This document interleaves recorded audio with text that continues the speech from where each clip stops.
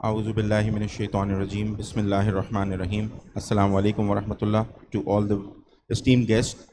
First of all, I'd like to welcome on the forum for this panel discussion, the first panel discussion for PropTech Convention 2024 being conducted at Build Asia Exhibition 2024 at Expo Center. First of all, I'd like to introduce all my guests once again. Mr. Mohammad Ijaz, CEO, Arif Habib Government REIT Management Company. Mr. Mirza Ishtiaq Beg, Chairman, Beg Group of Companies and Honorary Consul General Morocco. Mr. Fazal from HMR. Mr. Abbas Jafri, Director Development, HMR, Waterfront. And Mr. Asma Gayur from SBCA, Director IT and One Window Solution. So our topic today is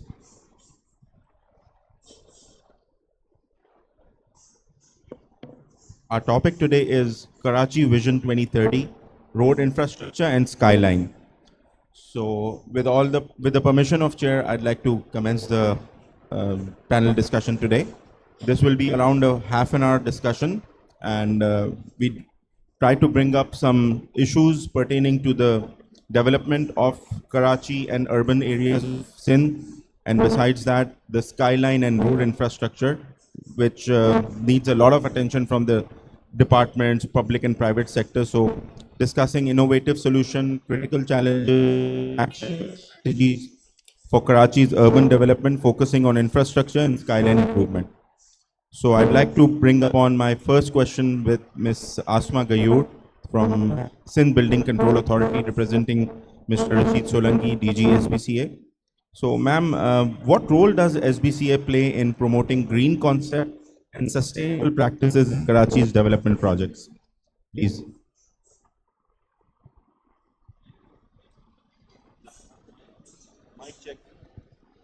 Hello.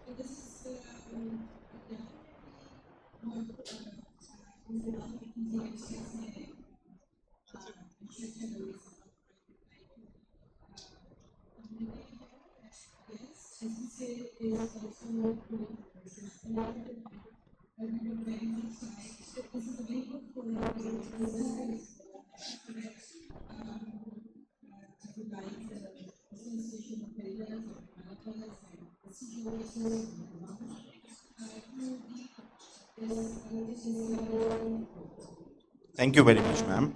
Also, if you can, introduce a rebate or some kind of incentive to those who are building greenhouses and green construction in terms of scrutiny fee or, approval fee. So if there's a, significant discount or some benefit to the end user that's raising the greenhouse as compared to the conventional house, that will also promote people and, encourage them to build greenhouses and learn and realize how beneficial that actually is to the society, environment, city, province, and the country altogether. So thank you very much, ma'am. To Mr. Jaffrey, sir, how do mixed use developments like HMR waterfront contribute to reducing urban sprawl and enhancing infrastructure efficiency? It's not restricted कि हम English में ही बात करें, तो you can answer it in any preferred language. So the point here is कि जिस तरह HMR waterfront अपनी एक skyline को develop कर रहा है MR के साथ, दीगर कई master developers के साथ, तो आप उस urban development को इंफ्रास्ट्रक्चर के ऊपर एफिशिएंसी के एस्पेक्ट से किस तरह रिव्यू करते हैं जाफरी साहब? जी बहुत शुक्रिया, एक तो बहुत वैलिड सवाल है आपका. Thank you for asking that question. देखिए, जिस दौर में हम इस वक्त कराची बिलखुसूस जिस दौर से हम गुज़र रहे हैं एंड कराची में जो पॉपुलेशन ग्रोथ आ रही है, उसमें अगर मैं HMR का रेफरेंस आपको दूं तो HMR we feel that it is our duty कि हम इस तरह के प्रोजेक्ट्स बना के लोगों को दिखाएं कि जहाँ पे हम किस तरह से एनर्जी सेविंग में जाएं, सस्टेनेबल डेवलपमेंट की तरफ जाएं और किस तरह हम अपना रिक्वायरमेंट प्रोजेक्ट्स की उसको हम सस्टेनेबल बनाएं. इसमें आपको मैं कुछ एग्जांपल्स दे रहा हूँ. जैसे the way we are looking at it और जो हमारी projections हैं, our water requirement for HMR development only itself is around 1.4 million gallons per day. और जब water requirement आपकी इतनी है तो definitely this requirement also produces sewer. 80% of this domestic water requirement turns into drainage and sewer water. तो हम कर ये रहे कि basically instead of relying on utility companies to give us this water, which we know that it's not possible for this kind of a development. What we're doing is we are, we've gone and explored groundwater tables. उसको जाके हमने explore किया. We've now planned to extract water, the groundwater table, filter them, and provide the residents of HMR waterfront with US portable water standards. यानी जो हम पानी ये P रहे हैं, HMR कर ये रहेगा कि आपको यही पानी आपके नलकों में आएगी डेवलपमेंट में. अच्छा, कॉस्ट जो हमें पड़ रही है it's almost the same cost which normally आप टैंकर से ले रहे होते हैं. So what we've done is we've introduced that technology of RO plants, and then additionally what we've done is जो पानी हम जिनको treat करना है, now almost 1.4 million gallon का 80% अगर हम सीवर में convert होता है तो 1.2 million gallons जो मेरा सीवर produce हो रहा है उसके लिए हमने innovative technologies use किए हैं for sewage treatment plants. और इन प्लांट्स से हम कर ये रहे हैं कि जो भी मेरा निकलता है ट्रीटेड वाटर उसको हम डिस्पोज ऑफ नहीं कर रहे. What we are doing is we recycling them. We are using majority of this 1.2 million gallons per day sewer water को इनटू हम फॉर कूलिंग हमारे टावर्स हैं तो जो हमारे चिल वाटर प्लांट्स हैं वहाँ यूज़ कर रहे हैं. एंड जो रिमेनिंग पानी बच जाता है उसको हम रिसाइकल करके फॉर इरीगेशन यूज़ कर रहे हैं. So this is just one aspect of how we are doing it, and we're trying to ease up the infrastructure जो main हमारा जो city का है, instead of HMR also transferring its burden onto the city's infrastructure. What we're trying to do is play our part and try to develop a self-sustainable system जहाँ पे ना हम city से कुछ लेंगे ना कुछ हम बोझ डालेंगे. So that's one example. Similarly with transport, road, like energy. बहुत सिंपल सी बात कर रहा हूँ. अभी आज ही मैं एक मीटिंग में बैठ के आया हूँ. We had an engineer part of our team. Instead of going heating water, बहुत सिंपल सी चीज़ है, हम गीजर्स लगा रहे होते हैं गैस की. अच्छा, ऑप्शन गैस नहीं मिलेगा तो वाटर गीजर्स पे जाएंगे. We are switching to heat pump technology which is like 4-5 times more efficient than electric water geysers. This technology is there. It's not in Pakistan as yet, but Europe सब कुछ develop हो रही है. Same amount of units consumption पे आपको जो पानी गर्म करके दे रहा होगा it will be 5 times more efficient. तो with these kind of technologies and what we want to do is HMR want to create that bridge. जो टेक्नोलॉजीज अवेलेबल है दुनिया में किसी कोने पे भी, we want to bring it here in Pakistan Karachi पे, और वो चीज़ें हम यहाँ पे इंट्रोड्यूस कराएंगे अपने प्रोजेक्ट पे. And our aim is to build that sample project जहाँ से बाकी लोग भी सीख सकें. Thank you very much, Mr. Jaffrey. Brilliant answer, and the way you portrayed that how you're treating the water reserves and the scarcity of water in the city is undeniable. यानी बेशुमार पानी की ज़रूरत है, और unfortunately इस शहर में, इस सूबे में पानी के ज़खायर भी हैं, पानी की सोर्स भी है. द ओनली मैल फंक्शन जहाँ पर पूरा निज़ाम तितर बितर जिसे कहते हैं हुआ है, वो उसका डिस्ट्रीब्यूशन मैकेनिज्म है. So, Beg Saab, thank you very much once again for joining this esteemed panel and giving us the pleasure of asking you certain questions.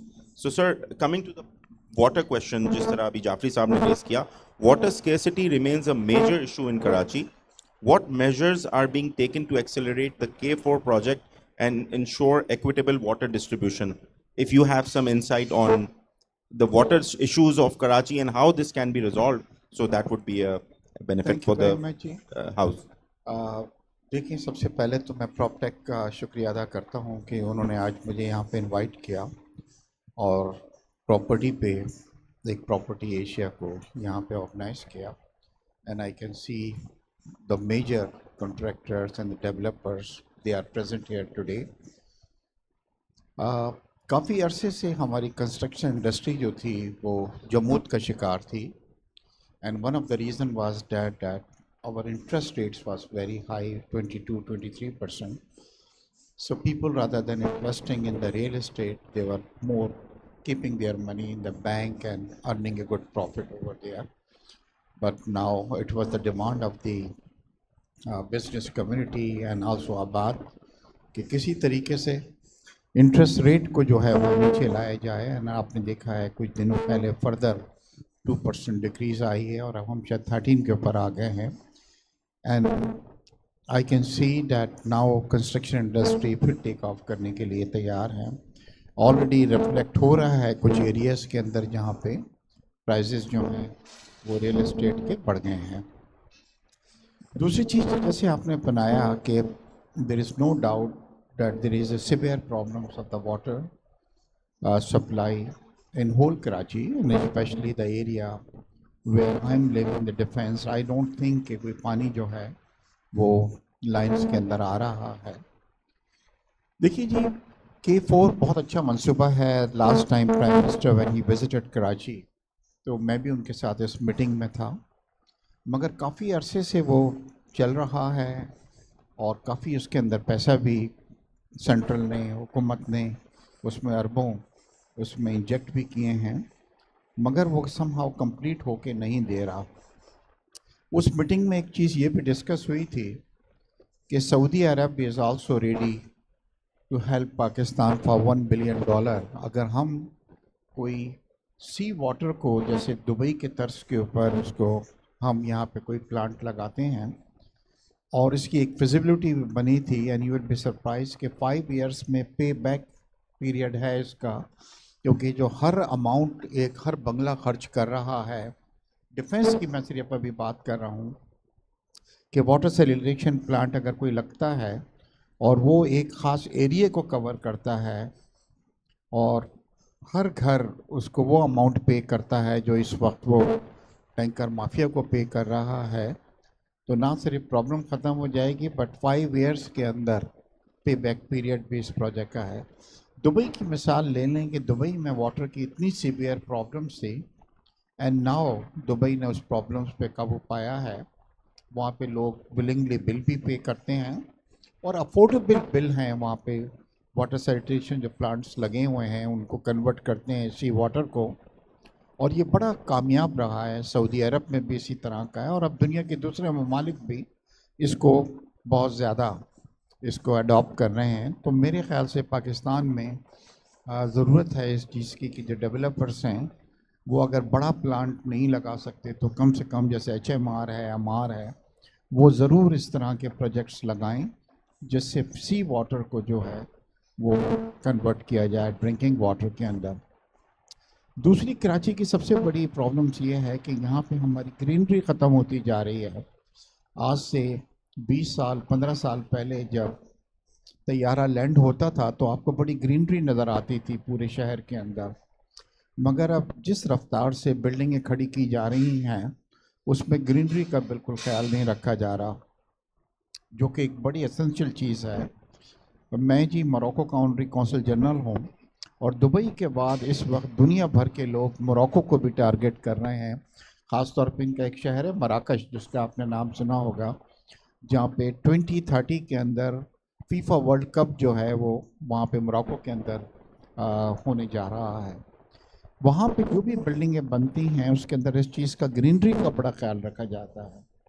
तो आप कभी अगर मोरक्को में आएंगे तो आपको यूरोप की तरह वहाँ पे ग्रीनरी इसके अंदर नज़र आएगी, और उससे क्लाइमेट पे भी बहुत ज़्यादा फ़र्क पड़ रहा है। और दूसरी चीज़, और ज़्यादातर मोरक्को जो ये कर रहा है जी, ये जो हमारा वाटर होता है उसको रिसाइकिल करता है, जो अभी आपने जिक्र किया, और उससे ग्रीनरी जो है वो प्रोड्यूस हो रही है। और मेरे ख्याल से हमें बड़ी ज़रूरत है। अगर हम कराची को लाहौर से कंपेयर करते हैं या Islamabad, Islamabad is one city where आप यकीन करें कि जितने डिप्लोमेट्स वापस जाते हैं एम्बेसडर्स, दे सेड के हम मिस करते हैं इस्लामाबाद को, एंड द रीज़न बीइंग के ग्रीनरी भी है, प्लान सड़कें भी हैं, बिल्डिंगों को भी बड़ी सख्ती की हुई है। इट्स नॉट डैट कि वहाँ पे आके किसी ने भी कोई चीज़ को कर दिया। तो हमारे पास एक बड़ा अच्छा मॉडल मौजूद है। सिमिलरली लाहौर को भी जब मैं कंपेयर करता हूँ तो कराची से, तो I think Lahore is more plan, और वहाँ पे ग्रीनरी का काफ़ी ख्याल रखा गया है।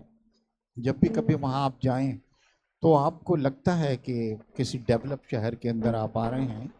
हमारी जहाँ पे इंफ्रास्ट्रक्चर की भी ज़रूरत है, साथ में ग्रीनरी पे भी हम तवज्जो नहीं दे रहे हैं, और बिल्डिंग्स हम ज़रूर खड़ी कर देते हैं मगर ना उसके अंदर हमारे पास प्रॉब्लम जो है वाटर की भी आती है, गैस की भी आती है और दूसरी चीज़ों की भी आती है। और फिर ये चीज़ें जब आपने बाहर से सोर्स करते हैं तो वो आपको महंगी पड़ती हैं। तो मुझे पूरी उम्मीद है इंशाल्लाह। दूसरा, सिंध कंट्रोल अथॉरिटी के भी लोग यहाँ पे इस वक्त मौजूद हैं, ऑफिशियल्स। मेरी ये भी रिक्वेस्ट है कि अगर कोई इन्वेस्टर कोई टावर वगैरह करता है तो उसको बहुत बड़ा टाइम लग जाता है आप लोगों से कांटेक्ट करने में, परमिशन आने में और प्रोजेक्ट को कंप्लीशन करने में। तो इससे सबसे बड़ा ये होता है कि जो एक फिजिबिलिटी बनाई होती है 4-5 साल में वो आउट हो जाती है, और अगर प्राइसेस बढ़ जाते हैं, दुनिया के इस वक्त जितने भी डेवलप कंट्रीज़ हैं उसके अंदर ऑनलाइन आप यकीन करें कि परमिशन आपको मिल जाती है, एज लॉन्ग एज आपकी जो रिक्वायरमेंट होती है उनको आप सबमिट करते रहें। तो यहाँ पे भी हमें करना होगा कि जो कंट्रोल अथॉरिटी है यहाँ के सिंध की, उसे भी ये करना होगा किसी तरह इसको कम्बरसम जो हमारा प्रोसीजर है इसको थोड़ा सा इजी करना होगा, ताकि कम वक्त के अंदर हम अपना प्रोजेक्ट्स जो हैं वो कंप्लीट कर लें। एक बार फिर प्रॉपटेक्ट का शुक्रिया अदा करूँगा कि उन्होंने ये आज एक अच्छे इवेंट का इनेकाद किया। Thank you so much. Thank you so much, Mr. Beg. I'd like to introduce and welcome Mr. Ahmed Uwais Thanvi, Chairman Sindh Balochistan Region Association of Builders and Developers. थोड़ा मशरूफ थे तो उनके कुछ ताख़ीर हो गई आने में। Welcome, Mr. Ahmed. Coming to Mr. Mohammad Ejaz, CEO, Arif Habib Dolmen REIT. So since as you know, हमेशा आपसे REIT के मुतालिक ही सवाल किया जाता है, तो पहला सवाल आपसे उसी से मुतालिक रखूँगा।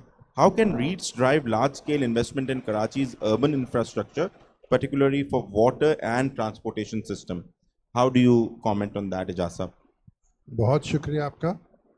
मुझे मालूम नहीं है कि मेरी आवाज़ भी पीछे तक आ रही है कि नहीं आ रही है। आगा साहब, आपके चेहरे की बेजारी से मुझे लगा कि आप हमारे साथ नहीं हैं। अगर आप तक मेरी आवाज़ पहुंच पा रही है तो थैंक यू। रिन साहब कह रहे हैं कि अगर जो लोग पीछे बैठे हैं अगर वो लोग आगे आ जाएं तो वो बेहतर हो जाएगा। आगे कुछ जगह मैं देख रहा हूँ खाली हैं, अगर कुछ लोग तकलीफ करके प्लीज़ आगे फिल कर लें तो तवज्जो से पैनल डिस्कशन को सुन सकेंगे। Thank you. बहुत इम्पोर्टेंट टॉपिक आपने उठाया कराची के हवाले से। कराची मुझे लगता है कि अपना सरपरस्त ढूंढ रहा है। आई मीन मशरूम ग्रोथ हो रही है, हर तरफ कुछ ना कुछ एक्टिविटी है, बट प्लान नहीं है, और उसके चैलेंजेस आ रहे हैं। और जो प्लान डेवलपमेंट हो रही है वो पॉकेट्स में हो रही है।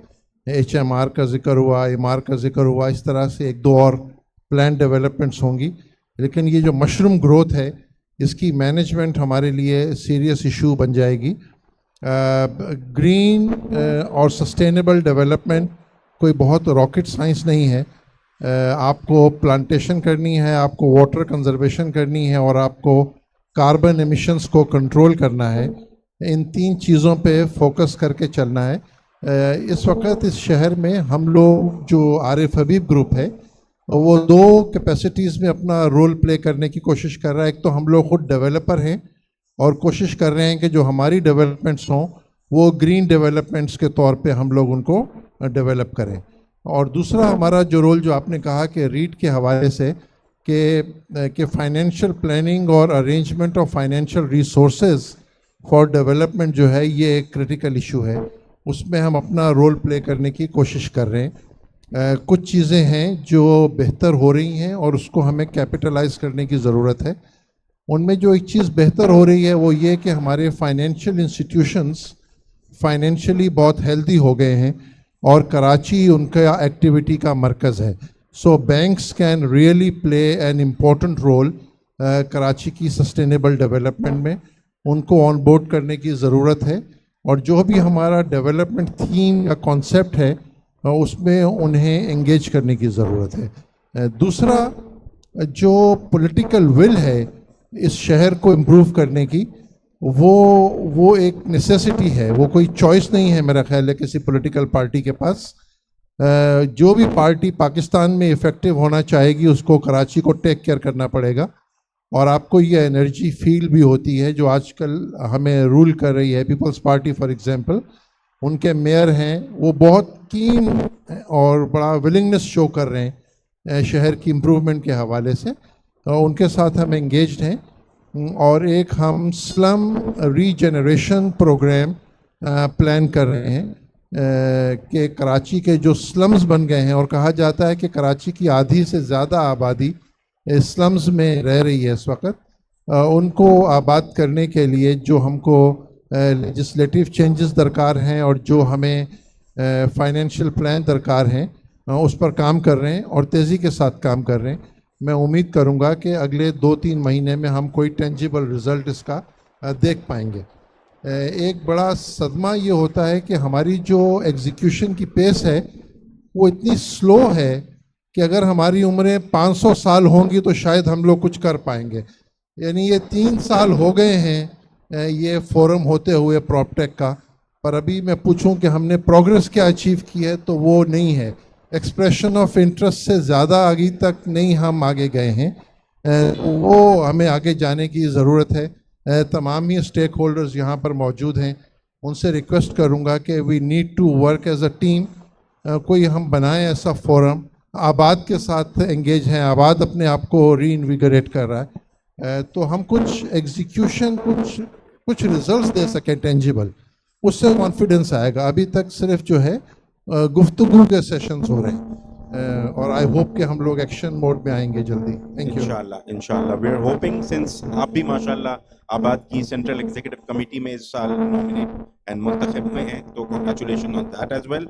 एंड हम उम्मीद रखते हैं कि उवैस थानवी साहब और हसन बख्शी साहब की टीम के साथ मिलके आप इसमें अपने यकीनन बेशुमार फ़वाइद जो हैं वो इंडस्ट्री को और ट्रेड को पहुंचाएंगे।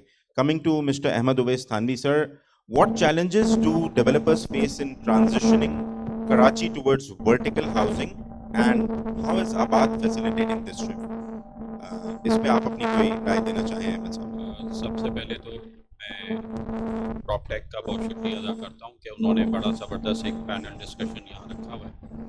और वर्टिकल हाउसिंग के हवाले से जैसा कि मेरे सीनियर्स भी यहाँ बैठे हुए हैं और तजर्बाकार लोग बैठे हुए हैं, आप लोगों को मालूम है तकरीबन कोई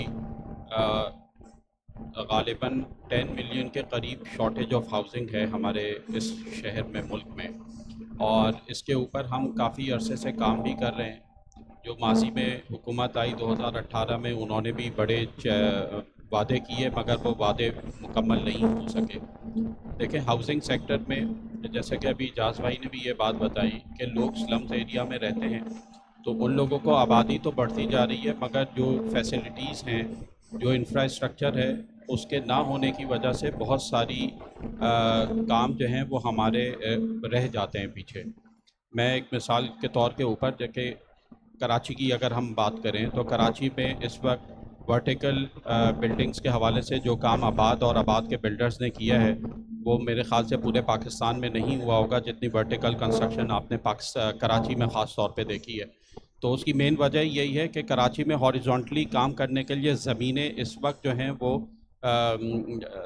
एरिया जो है वो हाईवे का है, जहाँ पे इंफ्रास्ट्रक्चर की कमी है, जहाँ पे यूटिलिटीज़ नहीं है। और ये वर्टिकल कंस्ट्रक्शन हो भी वहीं सकती है जहाँ पे तमाम यूटिलिटीज़ अवेलेबल हों।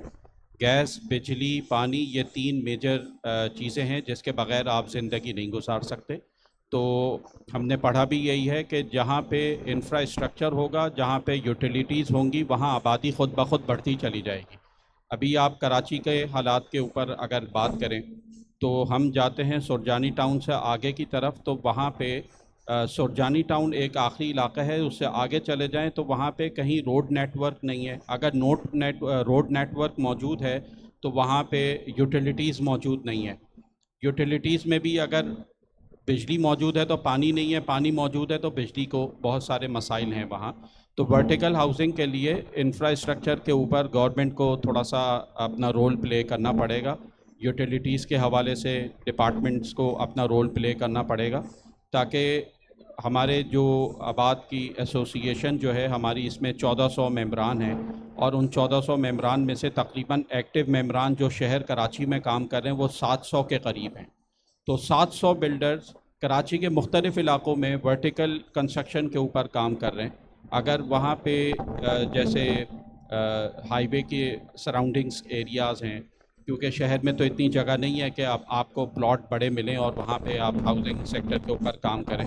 तो जहाँ पे हाईवेज़ हैं उधर जो है वो अगर यूटिलिटीज़ का फुकदान ख़त्म किया जाए तो वहाँ पे कंस्ट्रक्शन भी हो सकती है और बहुत सारी चीज़ें, आबादी आपकी वहाँ पर डाइवर्ट हो सकती है। और लोगों की इस वक्त रेंज ऐसी है, आपको मालूम है कि हालात भी ऐसे हैं शहर के भी और मुल्क के भी कि लोगों के लिए उसको मैनेज करना भी मुश्किल है। अगर आप उन एरियाज़ में फैसिलिटीज़ थोड़ी बेहतर करेंगे तो कम रेंज में लोग अपना ख्वाब पूरा कर सकते हैं। Thank you so much sir, thank you, बहुत शुक्रिया। एंड जिस तरह के आपका भी वाबस्तगी आबाद से रही, मैंने भी 2 साल पहले इसी पोजीशन पे सर्व किया, तो इन मसाइल के और इन मामलात के जिन चीज़ों की आपने अभी निशानदेही की, इनके सोल्यूशन पे मैं नेक्स्ट क्वेश्चन आपसे करूंगा ज़रूर। अब एक बहुत इंपॉर्टेंट क्वेश्चन अगर मैं सबकी तवज्जो भी मरकूज़ करना चाहूँ, ये एक इस पैनल डिस्कशन का सबसे इम्पोर्टेंट क्वेश्चन मैं आप तमाम ही पैनलिस्ट से सेम क्वेश्चन पुट अप करना चाहूँगा, starting from mister Mohammad Ejaz sahab. Karachi is at a crossroad of rapid urbanization and infrastructure challenges. Karachi is at a crossroad of. What does Karachi Vision 2030 means to you, and why is it important for city's future? Ejaz साहब। सवाल बहुत अच्छा है और मुश्किल लग रहा है सुनने में।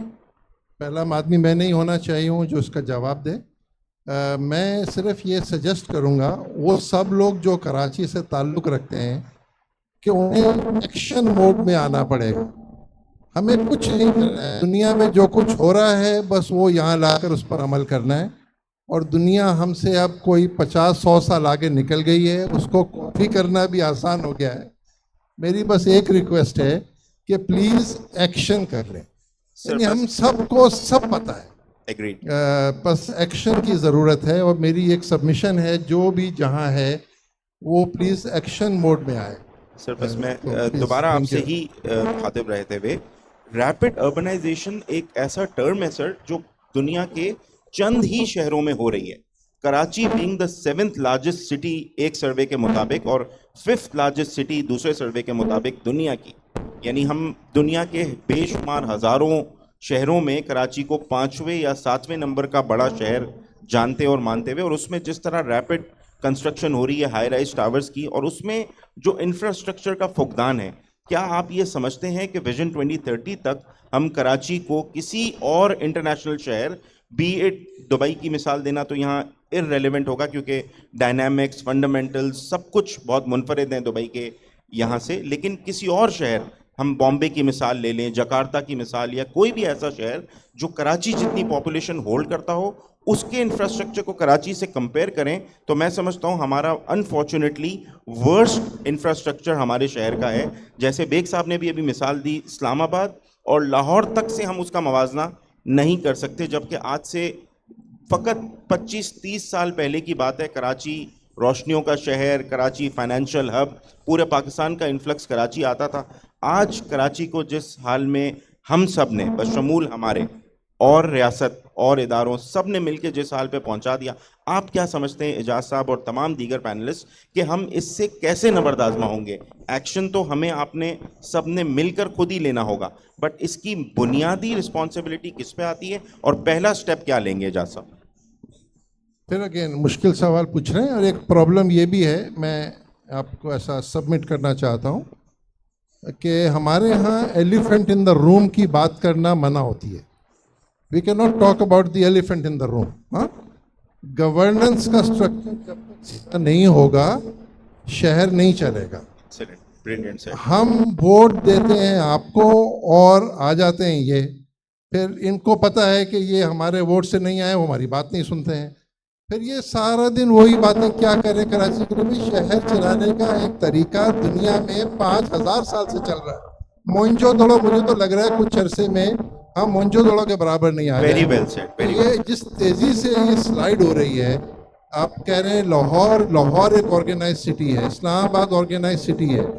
हम लोग लाहौर से कम से कम 2-3 गुना आगे थे, अब हम उसके पीछे आ गए हैं और इतनी तेजी से आ रहे हैं कि लोग हमें मेट्रोपॉलिटन सिटी कहना बंद कर देंगे कुछ अरसे में।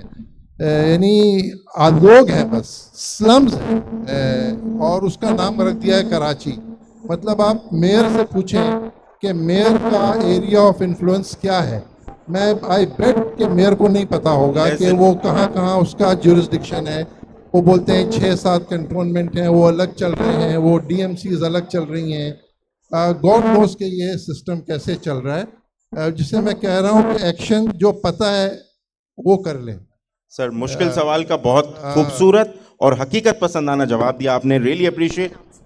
Sure. We warmly welcome our guest of honor, Mr. Sharjeel Inam Memon, Member of Provincial Assembly of Sindh. So thank you for taking your time out and visiting our convention. Thank you very much. So the same question Baig sahab, हम आज यहाँ बैठे हैं, एक ये open forum है, panel discussion है, अगर हम हकीकत से, जैसे अभी इजाज साहब ने एडमिट किया मुश्किल सवाल है, लेकिन मुश्किल सवाल अगर नहीं रेज होंगे और उनके हकीकत पसंदाना जवाब नहीं पुटअप होंगे तो हम लोगों को कैसे समझ आएगा कि इसका राह रास्त क्या है? तो बेग साहब please, thank you so much. मैं बड़ा ब्रीफ जवाब दूंगा। सरजील मेमन साहब यहाँ पे आ गए हैं, मेरे ख्याल से he is the right person जो आपके सवालात हैं उनके जवाब दें। जैसे मेरे भाई ने कहा कि जी हमें ये जो इस वक्त कराची की प्रॉब्लम है, ये दुनिया के जो दूसरे बड़े शहर थे उनको भी हुई है, जैसे बॉम्बे को आप ले लें और दूसरी जगह है कैसाब्लंका एक शहर है, वहाँ पे भी आए, मगर जी उन्होंने दुनिया से सीखा है। अगर हम जाके दूसरे शहरों को विज़िट करें जहाँ की प्रॉब्लम है और किस तरह उन्होंने इसका हल निकाला है, तो आप यकीन करें कि हम भी निकाल सकते हैं। और इसके अंदर हमें अब कुछ नहीं करना, उनको कॉपी करना है, उनके मॉडल को लेके हमें इम्प्लीमेंट करना है। मेरे ख्याल है अगर ये हम कर सकते हैं तो आप देखेंगे कि कराची जो है वो एक बेहतर शहर होगा और इंशाल्लाह किसी वक्त पे आप देखेंगे कि उसका शुमार दुनिया के बेहतरीन शहर होगा इंशाल्लाह। Thank you very much sir. Jafri sahab please, the same question, आपका आंसर। देखिए, जो मेरे पार्टिसिपेंट्स ने जो बातें की उसमें मैं ऐड ऑन करना चाहूँगा। बहुत वैलिड बातें हुई हैं, उसमें मेरे ख्याल में जो सबसे इम्पोर्टेंट चीज़ है इज़ दी ओनरशिप। हम जो फैसले आज कर रहे हैं, आप कह रहे हैं विजन 2030, आज अगर हम आज से 20 साल पहले चले जाएं, Karachi master plan, JICA, all these organizations have been producing Karachi's master plan development। उन्होंने 2025 की जो आपकी प्रोजेक्शंस थी, 2005 में बैठ के 20 साल बाद की जो प्रोजेक्शंस की थी, उनमें से मेरे ख्याल में कोई भी हमने मीट नहीं कर पाए। उसकी असल वजह मुझे लगती है इज़ द रियलिस्टिक अप्रोच। जब तक हम अपने आप से, अपने वसाइल को देखते हुए हम उसको प्लान नहीं करेंगे, देखिए हर कोई आके, मतलब it's very easy. Bag sahab ने बड़ी अच्छी बात की, हमारे पास एग्जांपल्स हैं दुबई की, but we should never compare ourselves with Dubai. अच्छा, उसमें बहुत सारी इसकी एस्पेक्ट्स हैं। सबसे ज़्यादा गलती जो हम रियल एस्टेट पे कर रहे हैं, अपार्ट फ्रॉम अदर सेक्टर्स, जो चीज़ दुबई में कामयाब हुई है उसको यहाँ कॉपी कर देते हैं, और ये सबसे बड़ी गलती है, ये ब्लंडर है हमारे लिए। उनकी डायनेमिक्स कुछ और है, हमारी डायनेमिक्स कुछ और है।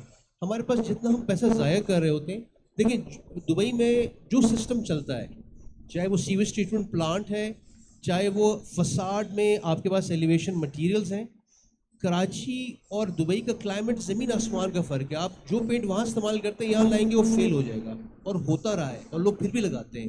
अनफॉर्चुनेटली वो awareness, we all have to play our role. हम में से हर किसी ने, गवर्नमेंट, रियल एस्टेट डेवलपर्स, हमारे जितने भी पढ़े लिखे हमारा जो तबका है, we all have to play our role, but it starts from planning. बहुत पुरानी एड हम सुनते आ रहे हैं, इफ़ यू डोंट प्लान, ठीक है ना, to move forward you plan to fail. सबसे इम्पोर्टेंट चीज़ है प्लान करके मास्टर प्लान डेवलप किया जाए, जिसमें सारे स्टेक होल्डर्स होने चाहिए, जो आप भी प्रेजेंट गवर्नमेंट है और जो बाकी लोग बैठे हैं। पॉलिटिकल सेटअप की बात कर लें किसी की भी, जब तक सर हम ये प्लान नहीं करेंगे हम आगे नहीं बढ़ सकते। इसके अलावा एक और चीज़ मैं ऐड करना चाहूँगा, टाइम शॉर्ट है, before moving to our distinguished guests पे। बेग साहब ने बड़ी अच्छी बात की थी, जो हमारा प्रोसेस है ऑफ अप्रूवल्स ऑफ प्रोजेक्ट्स की, उसमें जो हम चाह रहे हैं कि वो सिस्टम हमारा किसी तरह से अगर वो ऑनलाइन हो जाए, पेपरलेस हो जाए। मैं 2002 में 2001 में दुबई में काम करता था as a consultant. Sheikh Mohammed sahab ने एक डायरेक्टिव इशू किया कि within 6 months all government transaction will be paperless. इसमें सबसे ज़्यादा सोचिएगा जिस पे आफत आई वो हमारा कंस्ट्रक्शन इंडस्ट्री थी।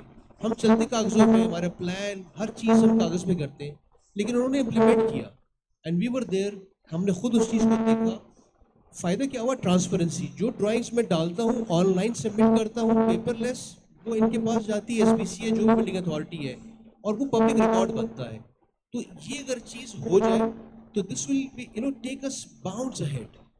Thank you very much. That same question, Karachi is at a crossroad of rapid urbanization, Ms. Gayoor, and infrastructure challenges. What does Karachi Vision 2030 means to you, and why is it important for city's future?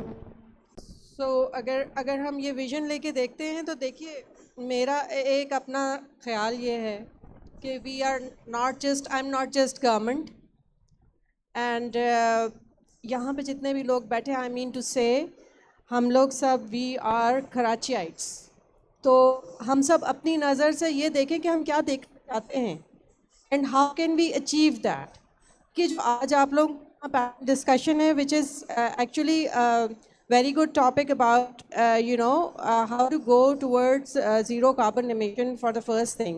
कितने दरख्त हैं जो हम देखना चाहते हैं, क्या हम सिर्फ बिल्डिंग्स पे बात करना चाहते हैं या हम कुछ ग्रीन स्ट्रक्चर्स भी देखना चाहते हैं यहाँ पे। तो ये सब हमारा ये एवरीबडी हुज सिटिंग हियर, हमारा क्या विजन है, हम आगे अपनी जो आने वाली नस्लें हैं, हम अपने बच्चों को क्या कराची पाकिस्तान में रखना चाह रहे हैं या बाहर भेजना चाह रहे हैं। जो लोग अफोर्ड कर सकते हैं वो बाहर भेज देते हैं, क्यों भेजते हैं, यहीं पे रखें और अपने मुल्क को, अपने शहर को हम ऐसा बनाएं। इसमें ये छोड़ दें कि आप गवर्नमेंट हैं, आप आबाद हैं, आप सिटीज़न हैं, आप कौन हैं। We should work together, we should hold hands together. जहाँ तक बात for the first thing digitization in SPCA की है, वो मौजूद है और इसमें बल्कि एक मैं आप लोगों को मालूम भी होगा कि इसमें एक आबाद का पोर्टल भी है on which they can check the progress of the file. Use नहीं होता है, उसको यूज़ करें। तो Thank you. Please Thank you very much for highlighting. yeah Mr. and Tha- then so this is my vision for 2030 कि everybody should have their own vision and we should see how to achieve our own vision. We are very strong as an individual. Thank you. Thank you very much. Mr. Thanvi, same question आपसे। Vision 2030 Karachi को आप कैसे देखते हैं और आप कैसे समझते हैं कि वो कराची के रिहायशियों के लिए बेनिफिशियल हो सकता है, और क्या आप समझते हैं कि ये लाइकली है कि हम अगले आइंदा आने वाले 5 सालों में उसको अचीव कर सकें?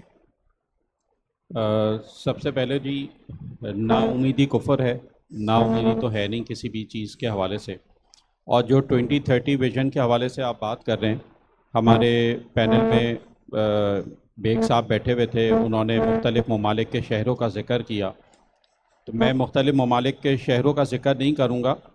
वो काम जो आपके और हमारे अपने लोगों ने, अपने डिपार्टमेंट्स ने किए हैं, अपनी गवर्नमेंट्स ने किए हैं लाहौर में, वो काम जो हमारी गवर्नमेंट ने किए हैं इस्लामाबाद में, उन्हीं को ही सामने रखते हुए अगर कराची के इंफ्रास्ट्रक्चर के ऊपर काम कर लिया जाए और कराची की बेहतरी के ऊपर काम कर लिया जाए, रूल ऑफ लॉ का जो फुकदान है यहाँ पे हमारे मुल्क में, ख़ास तौर पे हमारे शहर में, उसके ऊपर काम कर लिया जाए तो बहुत सारी चीज़ें इंशाअल्लाह ताला बेहतर हो जाएंगी। हम अपने शहर को दूसरे ममालिक के शहरों से मैच करने के बजाय अपने पाकिस्तान के दूसरे शहरों से मैच कर लें, जिसमें लाहौर और इस्लामाबाद है। हम उससे भी काफ़ी पीछे चले गए। एजाज़ भाई ने बात कही कि पहले हम आगे थे, हमारा मुल्क, हमारा शहर रोशनियों का शहर कहलाया जाता था। जितना काम, जितना पोटेंशियल इस वक्त कराची में है, मेरा नहीं ख्याल कि पाकिस्तान के किसी और शहर में है। चाहे आप प्रॉपर्टी से रिलेटेड बात कर लें, चाहे आप इंडस्ट्रीज से रिलेटेड बात कर लें, जो पोटेंशियल यहाँ इंडस्ट्रीज़ लगाने का है वो पोटेंशियल पूरे पाकिस्तान में शायद और कहीं नहीं था पहले। मगर कराची में इन चीज़ों को रिवाइवल की ज़रूरत है, और वो रिवाइवल जो है वो हमारे जो हुक्मरान हैं, जो गवर्नमेंट है, सिंध गवर्नमेंट है ख़ास तौर पे, या फेडरल गवर्नमेंट है, उनको काम करने की ज़रूरत है।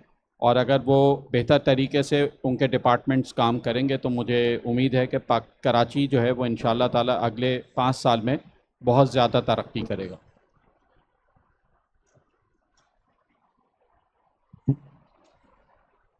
Thank you so much Thanvi साहब। सिंस माइक आप ही के हाथ में था, तो अगला सवाल आप ही के सामने रखते हुए, builder and land developer versus builder mafia and land mafia, ये एक बहुत हरफ आम में इस्तेमाल होने वाली इस्तिलाह है, ख़ास तौर पे कराची में। बिल्डर और बिल्डर माफिया में, और लैंड डेवलपर और land grabber slash land mafia में आप कैसे फ़र्क डिस्टिंग्विश करते हैं, और पिछले सालों में आपने उसमें कमी होते हुए देखी है या इजाफा होते हुए? मैं राहिल भाई, आप उस सीट पर बैठे हुए हैं, गालिबन जिस सीट पे आज मैं आबाद में बैठा हूँ, इस सीट पे मेरे से पहले आप थे। तो ये सवाल अगर मैं पहले आपसे करता तो आप बेहतर तरीके से इसका जवाब देते, मगर मेरी बदकिस्मती के उस वक्त इस प्रॉपटेक का हिस्सा नहीं बना, वरना मैं सवाल आपसे करता। देखें जी, हमारी जो एसोसिएशन है, association of builders and developers, वो उन लोगों की एसोसिएशन है जो लोग कराची में, पाकिस्तान में लीगल ज़मीनें ख़रीद कर, लेजिमेट ज़मीनें ख़रीद कर काम करते हैं, वो लोग आबाद के मेंबर्स हैं। और जहाँ पे आप डेवलपर्स की बात कर रहे हैं, कुछ डेवलपर्स वो हैं जो ज़मीन को ग्रैब करते हैं, यानी मेरी ज़मीन होती है, उसको लैंड ग्रैब किया और लैंड ग्रैब करने के बाद उस पे प्रोजेक्ट अनाउंस कर दिया, उसमें हमारे भोले भाले लोग जो हैं वो परेशान होते हैं। मैं एक कंपैरिजन आपको दूं कि एक ज़मीन है जिसमें एक प्लॉट की कीमत है 50 लाख रुपए और उसी के बराबर में ज़मीन है, उस ज़मीन की कीमत है 20 लाख रुपए प्लॉट की। तो हमारे जो लोग हैं वो 20 लाख वाली ज़मीन की तरफ चले जाते हैं विदाउट एनी वेरिफिकेशन। उनको ये वेरीफाई करने का ख्याल भी नहीं आता, क्योंकि वो वैल्यू ऑफ मनी देखते हैं। वो कहते हैं कहाँ बराबर वाली ज़मीन 50 लाख की है, वो बराबर वाली ज़मीन 50 लाख की इसलिए बेच रहा है कि वो लेजिमेट ज़मीन के ऊपर काम कर रहा है, उसके प्रॉपर लेआउट्स वगैरह डिपार्टमेंटल पास हुए हुए हैं। मगर जो दूसरा बराबर में 20 लाख रुपए का बेच रहा है, उसमें ना लेआउट पास हुआ हुआ है, ना ज़मीन उसकी है, वो ज़मीन किसी और के कब्ज़े की थी और वो सालों साल उसको पैसे देते रहते हैं और 10 साल 15 साल तक पैसे देने के बाद उनके हाथ कुछ नहीं आता। तो ऐसे लोगों से हम कोशिश करते हैं कि हम अपने आबाद के प्लेटफॉर्म से इसको एड्रेस करें कि ऐसे लोगों से दूर रहें, ताकि आप लोगों का जो पैसे हैं, जो हार्ड अर्न मनी है आपकी, वो ऐसी जगहों के ऊपर स्टक ना हो। और जो आप बिल्डर माफिया और बिल्डर्स की बात कर रहे हैं, देखें हम एसोसिएशन को रिप्रेजेंट कर रहे हैं, ये भी हमारी फरिश्तों की एसोसिएशन नहीं है, हम भी इंसान हैं, गलतियां होती हैं। मगर सिलसिला ये है कि जितने भी हमारे आबाद के मेम्बरान हैं, मैं बस उसके साथ क्या कहते हैं, ज़िम्मेदारी के साथ ये बात कहता हूँ, वो किसी इलीगल एक्टिविटी में इन्वॉल्व नहीं होते। अगर इलीगल एक्टिविटी में इन्वॉल्व होते हैं तो आबाद उनके साथ नहीं खड़ी होती। और माजी में अगर कुछ इस तरह का सिलसिला हुआ है तो आबाद ने उन मेम्बरान की मेंबरशिप भी कैंसिल की है, उनको सस्पेंड भी किया है, वार्निंग्स भी दी हैं और उनके साथ आबाद कभी नहीं खड़ी हुई। पोर्शन माफिया एक अलग माफिया है, पोर्शन माफिया के हम खिलाफ हैं। आबाद ख़ास तौर के ऊपर बार बार हमने परसों की भी मीटिंग में उसको एड्रेस किया कि पोर्शन माफिया वालों के साथ हम नहीं हैं। जो पोर्शंस बनाते हैं, इलीगल कंस्ट्रक्शन करते हैं, उसके साथ आबाद बिल्कुल भी स्टैंड नहीं करती। और वो छोटे छोटे प्लॉटों के ऊपर 3-3, 5-5 मंजिला, 6-6 मंजिला बना देते हैं और उस पर जो इंफ्रास्ट्रक्चर है, जो वहाँ पे लाइनें गुजर रही होती हैं सीवरेज वाटर की और जो दीगर मामलात होते हैं, वो भी बहुत ज़्यादा परेशानी का बायस बनती हैं। तो हम पोर्शंस के बिल्कुल ख़िलाफ़ हैं। ज़मीनें, प्रॉपर्टी ख़रीदें, ज़मीन ख़रीदें, लेजिमेट ज़मीन ख़रीदने के बाद उस पर कोई प्रोजेक्ट अनाउंस करें, उस पर आप बुकिंग कराएं, ताकि वो लोग जो पोर्शन का काम कर रहे हैं सस्ते दामों बेचते ज़रूर हैं, मगर आप लोगों को बाद में परेशानियां होती हैं, क्योंकि डिपार्टमेंट जिस वक्त हरकत में आते हैं, कोर्ट्स जिस वक्त हरकत में आते हैं, उस वक्त कोई उनके ख़िलाफ़ कोई ऑर्डर आ जाता है तो फिर उनको तोड़ा भी जाता है और लोगों को डिस्पोजेस भी होना पड़ता है और उनकी जो इन्वेस्टमेंट की भी होती है वो भी नुकसान में जाती है। Thank you very much sir, बहुत माकूल और रेलेवेंट जवाब दिया आपने। जैसे बिल्डर माफिया एक हरफ आम में बहुत कराची में, पाकिस्तान में एक टर्म यूज़ किया जाता है, तो आबाद वो एक प्लेटफॉर्म है जो लेजिटिमेट बिल्डर्स और लीगल बिल्डर्स को और SBCA से या कंसर्न डिपार्टमेंट से लाइसेंस बिल्डर्स को प्रमोट करती है और उनके साथ काम करती है। और इलीगल बिल्डर्स जिसमें पोर्शन माफिया भी हैं, लैंड ग्रैबिंग वाले भी हैं और दीगर गैर मैं इसमें राहिल भाई की एक बात मैं ऐड करता चलूँ कि आबाद के जितने भी मेम्बरान हैं पूरे इधर कराची में जो काम करने वाले हैं, उनके लिए मैंडेटरी है कि अगर उनके पास बिल्डर लाइसेंस होगा तो उनके पास आबाद की मेंबरशिप होना ज़रूरी है। जिन लोगों के पास आबाद की मेंबरशिप नहीं है, उनको बिल्डर लाइसेंस नहीं मिलता, उनके नक्शे पास नहीं होते। तो किसी भी ऐसे प्रोजेक्ट में आपने बुकिंग करानी हो और वो आबाद का मेंबर ना हो, इसका मतलब है वो काम सही नहीं कर रहा। आप उसकी जांच पड़ताल करने के बाद उसके पास बुकिंग कराएं। Thank you sir, thank you very much. Coming to the last question of today's panel discussion, starting from miss Asma Ghayoor. यही सेम क्वेश्चन आप सबके सामने है और आज के इस पैनल डिस्कशन का लास्ट क्वेश्चन होते हुए एंड में हम जो यहाँ ऑडियंस और जो हमारे सामीन बैठे हैं उनसे भी रिक्वेस्ट करेंगे कि इस पर्टिकुलर क्वेश्चन के ऊपर आप में से भी किसी का हेलो तो पैनल जो है वो लेना भी चाहेगा और हम उसको एक्सेप्ट भी करेंगे. So miss Asma, if you could prioritize one transformative project for Karachi to achieve Vision 2030, what would it be and how can stakeholders collaborate to make it a reality? यानी अगर कराची के एक किसी प्रोजेक्ट को मिसाल बनाया जाए कि उसको चेंज करने से कराची की ओवरऑल ट्रैक और काया को चेंज किया जा सकता है, तो आपकी नज़र में वो क्या होगा टू अचीव विजन 2030 को अचीव करने के लिए, और उसमें स्टेक होल्डर्स किस तरह कोलैबोरेट करके उसको अचीव करने के लिए हेल्प कर सकते हैं. So this is the question जो तमाम पैनलिस्ट से, तमाम सामीन से, सबके सामने हम रख रहे हैं ताकि आज की इस पैनल डिस्कशन से हम कुछ हासिल करके निकलें. ये इस नोट पे हम कंक्लूड करना चाहेंगे. जो भी इस सवाल का आंसर होगा हमारे इस टीम पैनलिस्ट का, ऑडियंस का और हमारे चीफ गेस्ट साहिबान जो यहाँ मौजूद हैं उन सब का, ताकि इस पैनल डिस्कशन का एक कंक्लूजन हो और उसको फिर हम प्रॉपटेक कन्वेंशन के प्लेटफॉर्म से मज़ीद हैमर करके अरबाब इख्तियार तक, रेलिवेंट लोगों तक, डिपार्टमेंट्स तक पहुँचा के उसके पीछे जाएँ ताकि एक्चुअली प्रॉपटेक कन्वेंशन, जैसे एजाज साहब ने शिकवा किया कि तीसरा साल है, अचीव हम कुछ नहीं कर पाए, तो let's make this question something to achieve for and go after it for certain time so that vision 2030 Karachi को अचीव किया जा सके और हम आइंदा आने वाले 5 सालों में इसको एक इंटरनेशनल शहर की फहरिस्त में देख सकें. मिस गयोड. So by project you mean a building project? Any project, जैसे इस वक्त मलीर एक्सप्रेसवे एक प्रोजेक्ट है, वो कराची की एक बहुत सिग्निफिकेंट अहमियत रखता है. DHA सिटी फेज़ 9, फेज़ 10, इस वक्त बेशुमार और प्रोजेक्ट्स आ रहे हैं. दाबेजी इंडस्ट्रियल एरिया है. तो कौन से ऐसे प्रोजेक्ट को आप वो अहमियत देती हैं जिससे कराची की आइंदा आने वाले 5-6 सालों में 2030 तक कराची की तकदीर बदल सकती है? अच्छा देखिए, यहाँ मैं कराची में जो आप लोग भी नोट कर रहे होंगे कि ऐसा नहीं है कि पूरा कराची, इस वक्त कुछ पॉकेट्स ऐसी बन रही हैं जिनको हम वाकई यूज़ कर सकते हैं एज अ सिंबल कि ये जो सोसाइटीज़ हैं डिफरेंट, आई मीन टू से, जो विद इन द सोसाइटी बहुत अच्छा परफॉर्म कर रही हैं, और जैसे ही आप उस सोसाइटी के गेट से बाहर निकलते हैं तो वहाँ पे ना रोड नेटवर्क आपको मिलता है, ना प्रॉपर ट्रांसपोर्ट मिल रही है. शर्जील इनाम मेमन साहब यहाँ पे आए, बहुत अच्छा उन्होंने हम बात की, और जो काम इस वक्त वो कर रहे हैं ट्रांसपोर्ट के हिसाब से, जो सबसे जो रोड नेटवर्क और मास ट्रांसपोर्टेशन, ये मेजर चीज़ होती है to reach from one point to the other. ये कराची में इस वक्त काफ़ी लैग कर रहा है. तो जो बिल्डिंग्स के हवाले से अगर आप देखें तो देखिए मिसालें हमारे पास मौजूद हैं ऑफ स्मॉल पॉकेट्स. यहाँ पे एजाज साहब बैठे हुए हैं, नया नाज़ाबाद की भी मैं मिसाल दूंगी. अगर आप अंदर जाएं तो you see a different aspect, Karachi का एक बिल्कुल डिफरेंट विजन नज़र आएगा अगर आप छोटी छोटी पॉकेट्स में कहीं कहीं जाएं. मगर क्या है, जो बात अभी यहाँ हो रही है कि लोग वहाँ तक पहुँच नहीं पाते हैं, तो लोग वहाँ पे प्रॉपर्टी बाय नहीं कर सक रहे हैं.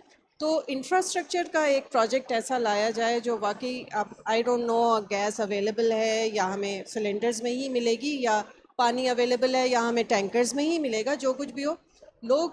लोगों का ये मसला नहीं है. लोगों का मसला ये है कि हमें टैंकर से मिल रहा है या सिलेंडर से मिल रहा है, हमें गैस और पानी दिया जाए, या अपना जनरेशन सिस्टम या सोलर सिस्टम लगाएं, हमें बिजली मिले.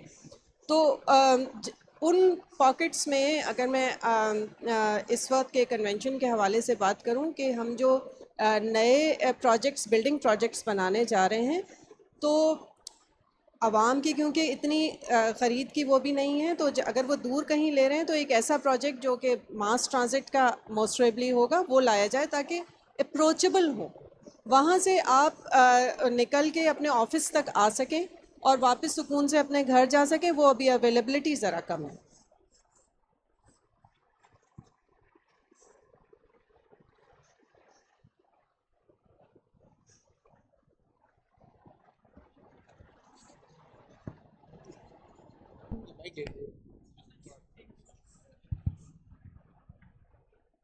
Thank you very much miss Asma. So आपका रिप्लाई था, आंसर था इस क्वेश्चन का, मास ट्रांजिट प्रोजेक्ट कराची में जो चल रहे हैं और मज़ीद उनको लाया जाए ताकि ट्रांसपोर्टेशन और ट्रांजिट के मोड्स ईजी किए जाएं, ताकि इस शहर की जो मुश्किल तरीन सिलसिला है ट्रांसपोर्ट का, ट्रैफिक का, पब्लिक ट्रांसपोर्ट का स्पेशली, उसको एड्रेस किया जाए। तो your answer is mass transit. Coming to Jafri sahab, sir आप इस बारे में अपनी क्या राय रखते हैं? देखिए, जो मैम ने बोला है उसी को ही मैं ऐड करूंगा उसमें। देखिए, there is no doubt if there is no communication transportation system तो कोई भी प्रोजेक्ट कामयाब नहीं होगा। आप कराची से 200 किलोमीटर दूर जाके कोई चीज़ आबाद कर लें, अगर उसकी कनेक्टिविटी ना हो तो प्रोजेक्ट कामयाब नहीं होगा। इसमें एक चीज़ ऐड करना चाह रहा हूँ मैं, जो शायद एज ए कराचीआइट जिसने मेरी नींदें हराम की हुई हैं, as an architect by profession, construction industry से जितने सालों से मेरा रब्ता है, एक चीज़ इस पर बहुत कम बात हो रही है। पानी पे बात होती है, K4 पे बात हुई, ट्रांसपोर्टेशन बात हुई। एक चीज़ मैं इस फोरम में हाईलाइट करना चाह रहा हूँ जो शायद आई डोंट नो मुझे कभी सुनाई नहीं दिया। कराची को पानी तो आप टैंकर से दिला देंगे, लाइनों से दिला देंगे, ये जो पानी का अखराज है, चंद सालों में हम एक सीवर क्राइसिस में एंटर हो रहे हैं जिसमें कोई बात नहीं करता। देखिए, कराची जिस जगह पर है सतह समंदर के हिसाब से, तो water table is very high. आप अपना सीवर डिस्चार्ज ज़मीन में नहीं कर सकते। आपके सूवेज या जो हम कहते हैं ना कि आप ज़मीन में डाल दें, यहाँ से डिस्पोज ऑफ हो जाएगा, नहीं होगा। हमारे यहाँ बारिशों में रिसेंटली जो हम अर्बन फ्लडिंग की बात कर रहे हैं, सब कुछ कर रहे हैं, क्यों हो रहा है? Because our earth, the soil, it doesn't have the capacity to absorb water. जितना हम पानी दे रहे हैं डेवलपमेंट्स में, इस पानी को निकलना भी है। 80% of water we supply has to be drained out. इस पर कोई काम नहीं कर रहा कराची में। और मुझे पर्सनली एज अ प्रोफेशनल मुझे लगता है ये कि अगर हम इसमें काम नहीं करेंगे, अभी भी बंद करके रखेंगे, तो ये एक ऐसा क्राइसिस आ जाएगा जिससे बाहर नहीं निकल पाएंगे। आपके रोड्स फ्लड हुए होंगे, आप गंदे पानी में चल के जा रहे होंगे, ड्राइव करेंगे, जो भी है शहर के बहुत से एरियाज में मसला है। तो apart from transportation, what are the key infrastructure elements? Water sanitation and sewerage system. एक और चीज़ मैं ऐड करूँगा, सॉरी मैं टाइम थोड़ा ज़्यादा ले रहा हूँ, वो ये कि देखिए दुनिया में हर जगह पे लोगों को एनकरेज किया जाता है, इंसेंटिव दिया जाता है। Sustainable energy systems, solar is सारी दुनिया में एक चीज़ कामयाब हो रही है, विंड टर्बाइंस पे काम हो रहा है। हमारे यहाँ अगर आप इंसेंटिव देंगे तो आबाद हम सारे developers we will definitely go for it. Import करना बड़ा आसान है टेक्नोलॉजी, लेकिन उसमें subsidy and all of these things are killing that process. उस पर अगर काम किया जाए तो that's another thing that I would like to discuss here. So green energy, water sanitation and transportation, that is your comment. Mr. Thanvi, आपका comment on the same question.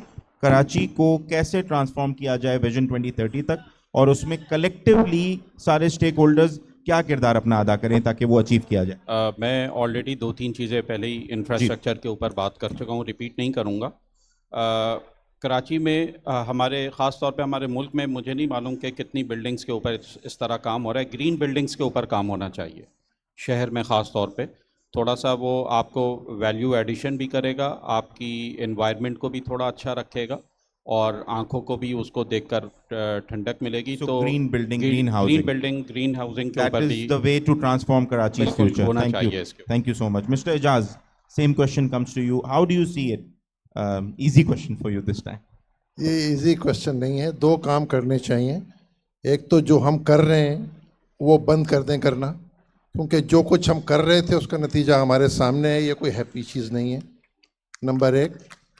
और number दो, एम्पावर्ड लोकल गवर्नमेंट के बग़ैर कोई मसला हल नहीं होगा। एम्पावर्ड लोकल गवर्नमेंट, बस ये चाहिए, बिल्कुल समझेंगे कलमा तैयबा की तरह कि वो पढ़े बगैर मुसलमान नहीं होंगे।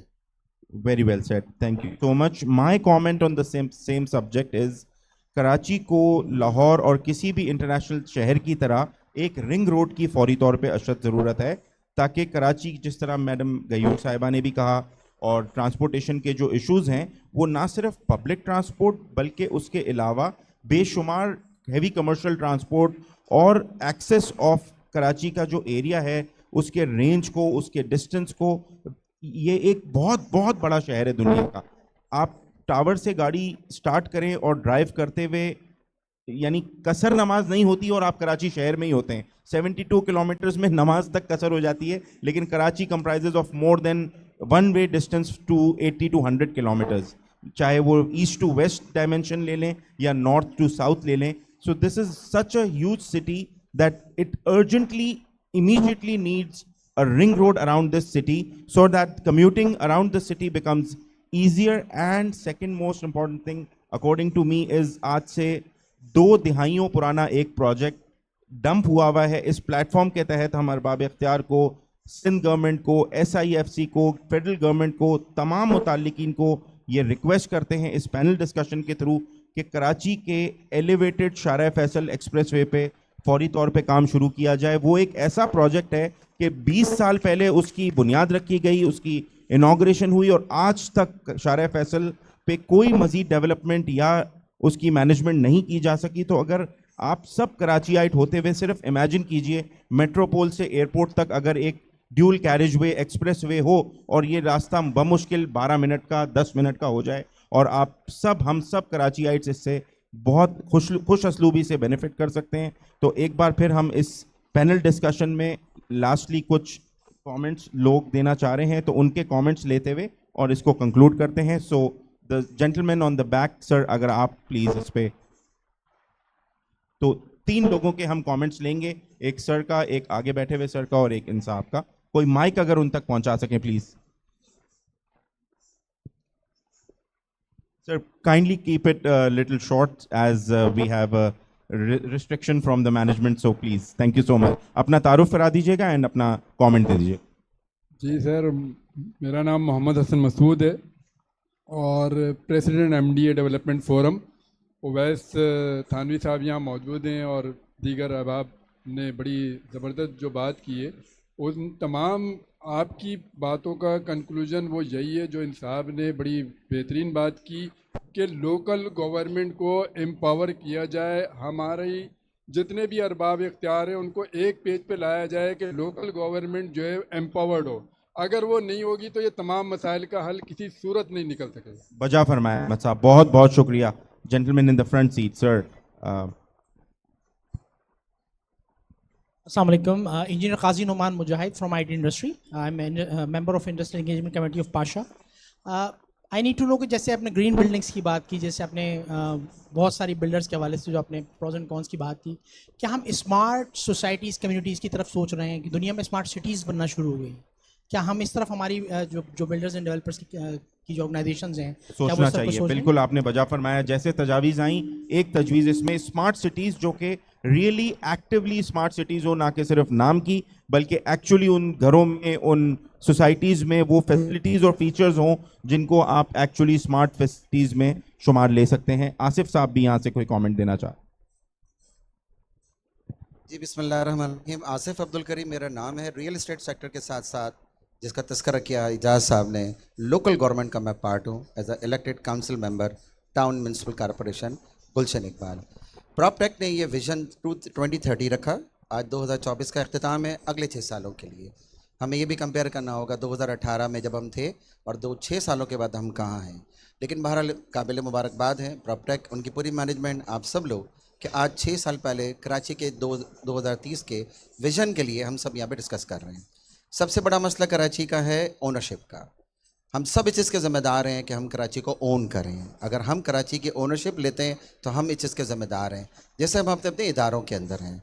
जहाँ तक रहा सवाल कराची का, कराची के इंफ्रास्ट्रक्चर का, हम देखते हैं कि इन्हीं 10-11 सालों के अंदर जो सोसाइटीज़ बनी हैं वो अपनी मिसाल आप हैं, काबिल तारीफ़ हैं। एक ऐसी इम्पॉसिबल चीज़ें थी जो मुमकिन नहीं थी, सारी की सारी मुमकिन बन गई। हम कराचीइट्स के तहत पूरे कराची में रहने वाले जितने लोग हैं, मैं इस प्लेटफॉर्म से उन सब लोगों से ये गुजारिश करूँगा कि अगर ओनरशिप लेते हुए जो काम हम कर सकते हैं, उनमें सबसे अहम बात यह कराची को ब्यूटीफाई करना, अपने घर के बाहर, अपने कुर्ब जवार के अंदर। जैसे पिछले दिनों शदीद गर्मियाँ हुई तो उसके अंदर शजरकारी की मुहिम, प्लांटेशन के ड्राइव, ग्रीन कराची एड, इसके साथ साथ साफ़ करने की सफाई, ये जो सारी चीज़ें जब तक होती रहेंगी तो हमारा शहर साफ़ रहेगा और हमारा जो है वो जो मुस्तकबिल है वो भी मुआशरा भी साफ़ रहेगा। बहुत शुक्रिया आसिफ साहब। सफाई और ब्यूटिफिकेशन ऑफ द सिटी, ये एक कंक्लूड किया हमने। मैं अब इस नोट पे प्रोग्राम इस हमारे पैनल डिस्कशन का अख्ताम करते हुए सबसे पहले एक बार फिर मोहम्मद एजाज साहब CEO Arif Habib Dolmen REIT management company का शुक्रिया अदा करूंगा। Thank you very much for your high insight sir. Ahmed Uwais Thanvi साहब chairman SR director Kings group, आपका बहुत बहुत शुक्रिया सर। जाफरी साहब आपका बहुत बहुत शुक्रिया, HMR डेवलपमेंट से आपका ताल्लुक। And finally miss Asma Ghayoor director Sindh building control authority, आपका बहुत शुक्रिया। मेरा नाम राहील रिंच, once again thank you very much from me on my behalf and the management of Proptech. आप सब लोगों की तशरीफ आवरी का और तवज्जो का बहुत बहुत शुक्रिया। Thank you very much.